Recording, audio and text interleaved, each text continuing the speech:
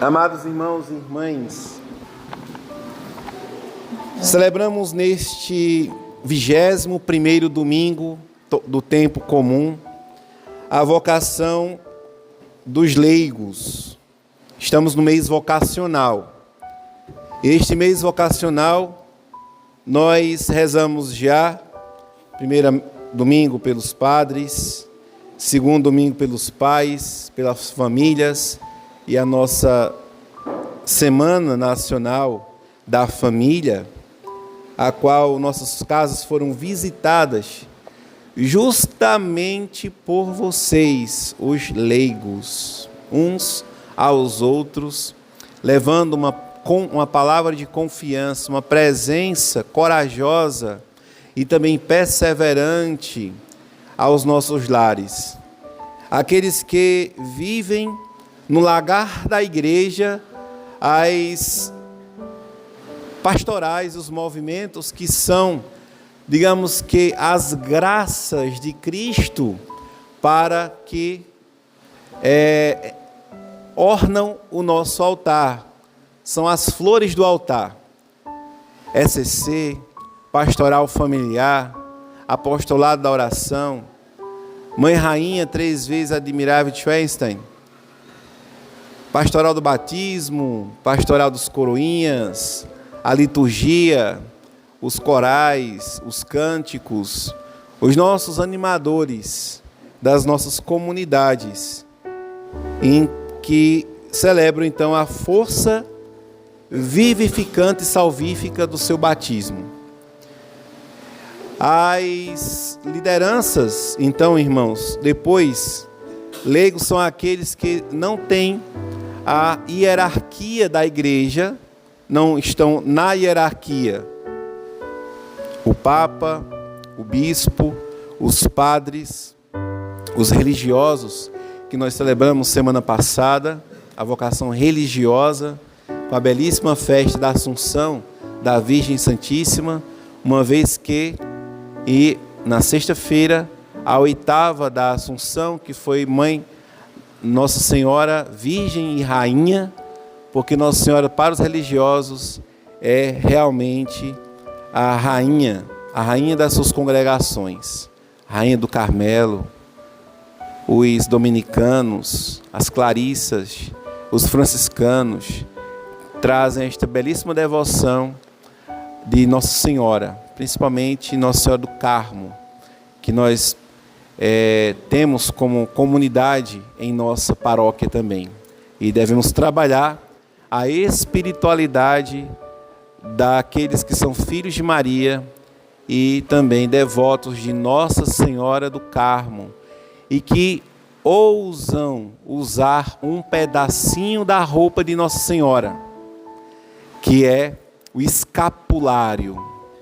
É um pedacinho das vestes da Virgem Santíssima, que reveste os monges e que reveste as monjas carmelitanas, e que para o cristão não é apenas uma medalhinha, mas uma vestimenta, e que devem viver de acordo com o estado de vida, a castidade, para que possam guardar a pureza de Maria Santíssima, seja no matrimônio, seja como solteiros que vivem um celibato temporário, esperando a graça do seu sacramento matrimonial ou de abraçar uma vocação de especial consagração. Depois, então, os leigos estão aqui, bem situados na igreja, como esta constelação de fiéis. E hoje, no Evangelho, há uma pergunta central e fundamental. Senhor, é verdade que são muitos os que se salvam, são poucos os que se salvam? Os protestantes responderam à pergunta que Jesus não respondeu. Ora, mas que ousadia, né? Serão mais sábios do que o próprio Verbo divino? Dizem que somente 144 mil vão ser salvos, né? Então, se a terra tem já, depois de Cristo, só depois de Nosso Senhor, 2000 anos, e antes de Cristo, tivemos os sábios, o povo antigo, que é o povo da antiga aliança, ou do Antigo Testamento, e que também tiveram a vivência de serem justos, como Abraão, né? Nosso pai na fé, como Isaac, Moisés. E então quer dizer que são só 144 mil, né?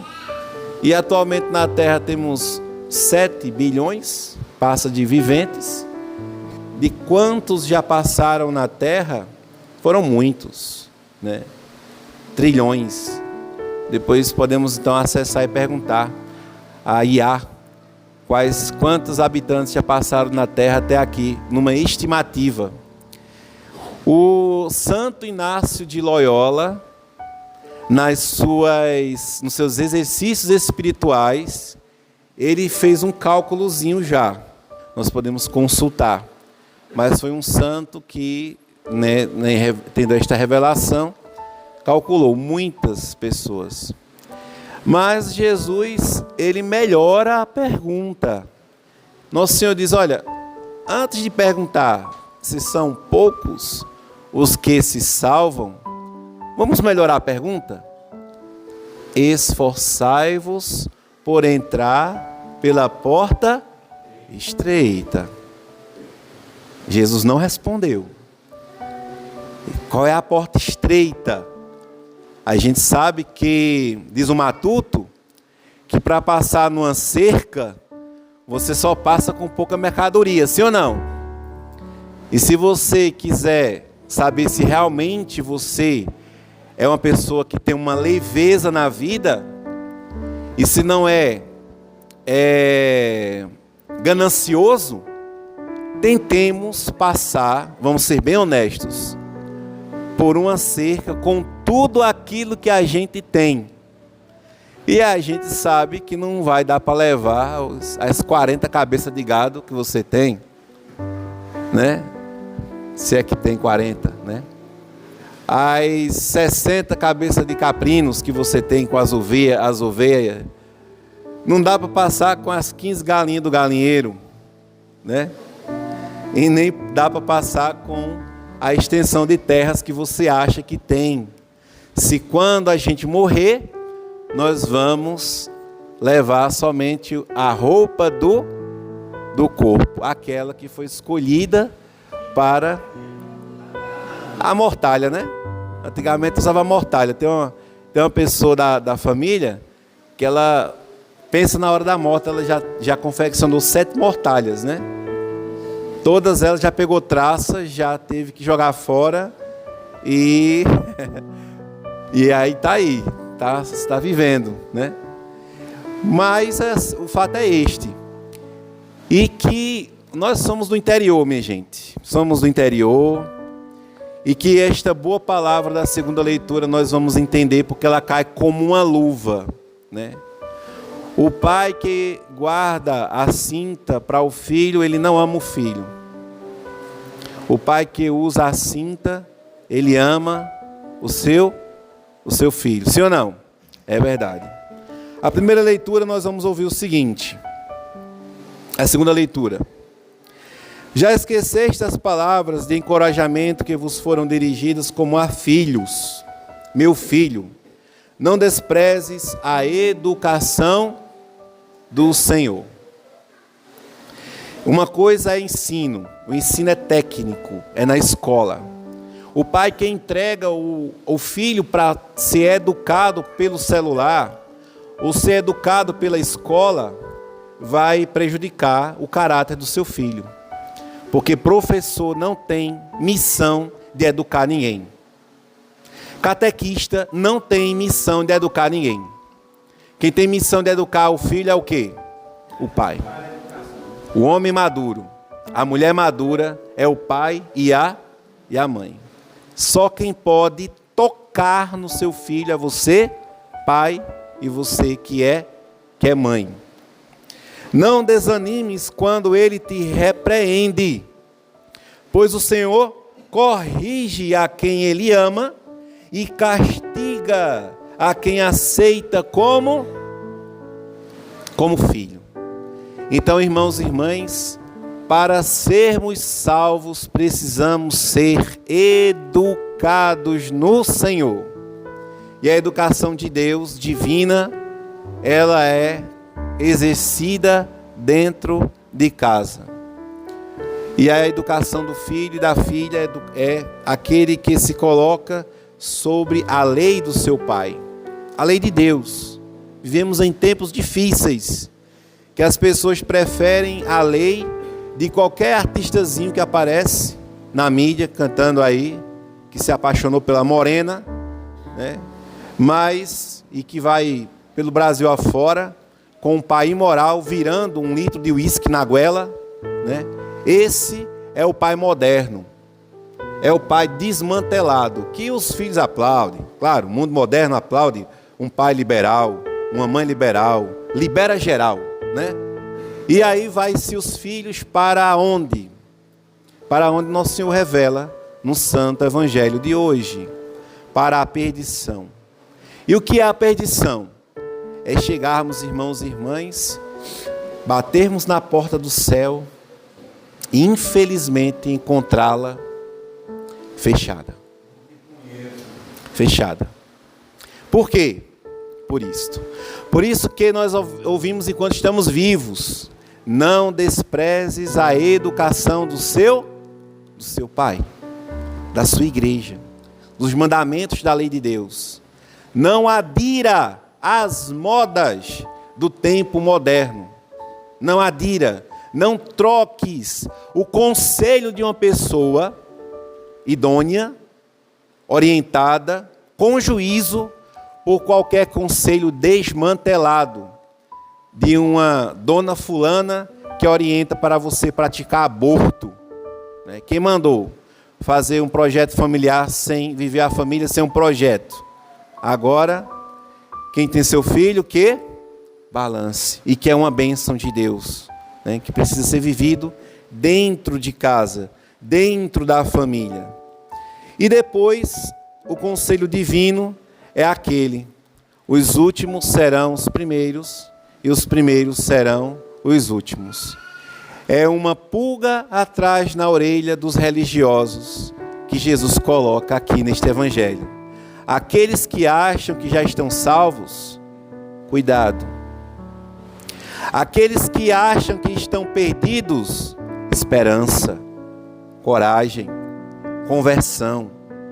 Jesus promete que você poderá ser o primeiro a entrar no reino dos céus. Como nosso Senhor Jesus falou aos fariseus: as prostitutas vos precederão no reino dos... E quem são estas? Claro que não são aquelas que compactuaram com o pecado.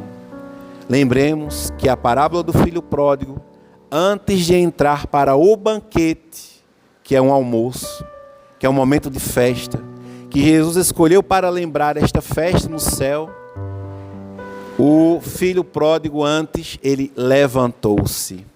Ou seja, saiu da vida de pecado, da sujeira dos porcos, de comer, de não ter a dignidade de comer a comida dos porcos.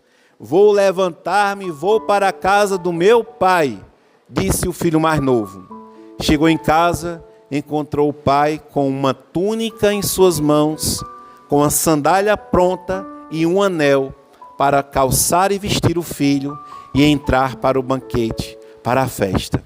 E os filhos mais velhos, aqueles que já estavam na festa, no banquete, que estão na igreja, mas estão mal acostumados, para dizer que não adianta somente comungar, comungar e comungar. É preciso comungar e comungar bem. O Papa nos dá uma indulgência de que, se comungamos 2 vezes no dia, recebemos uma indulgência plenária. Há muitos que... eu fui para a missa hoje.